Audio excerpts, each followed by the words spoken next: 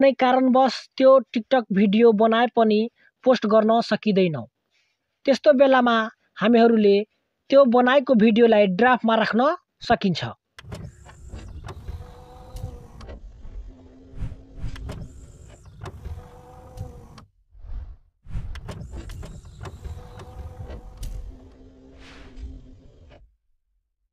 स्वागत छ तपाईहरुलाई खुल्दुली टेकको यस भिडियोमा। आज म तपाईहरुलाई टिकटक ड्राफ्टको बारेमा जानकारी दिन गइरहेको छु।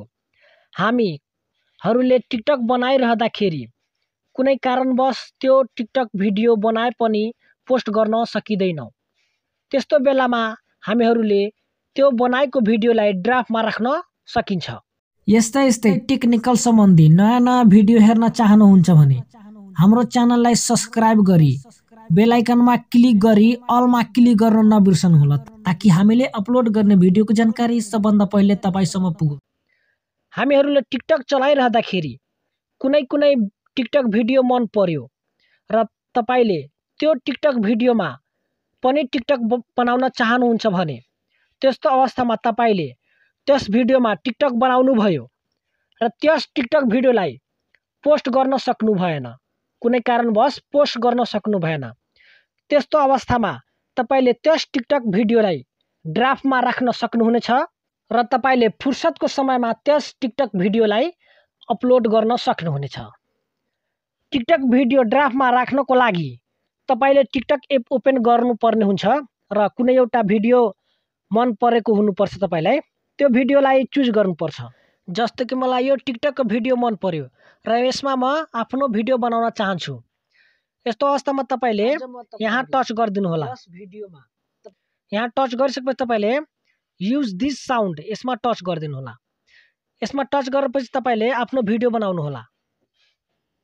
आज म तपाईहरुलाई यस भिडियोमा तपाईको TikTok account gift setting on गर्ने योग्य छ कि छैन, कसरी पत्ता लगाउने भन्ने बारेमा जानकारी दिन गइरहेको छु। तपाईको भिडियो बनिसकेपछि तपाईले यो अप्सनमा टच गरिदिनु होला।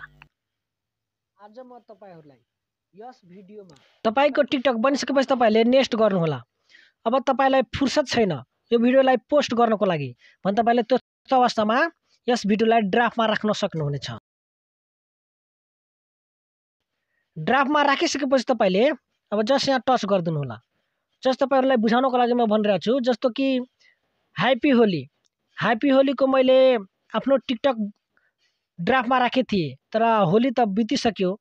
यस्तो अवस्थामा अहिले यस भिडियोलाई पोस्ट गर्नुभयो भने त्यति उपयुक्त हुँदैन। त्यही भएर तपाईले यसलाई अब डिलिट गर्न चाहनुहुन्छ भने जस्ट यसमा टच गरिदिनु होला। यसमा टच गरिसकेपछि तपाईले यहाँ डिलिट ड्राफ्टमा टच गरिदिनु होला र यहाँ डिलिटमा टच गरिदिनु भयो भने यो ड्राफ्ट डिलिट हुन्छ। हस् त यसरी नै तपाईहरुले टिकटक ड्राफ्ट्सलाई युज गर्न सक्नुहुनेछ। आउने भिडियो अर्को सोमबार लिएर आउने नै छौं। तबसम्मको लागि बिदा दिनुहोस्। नमस्कार।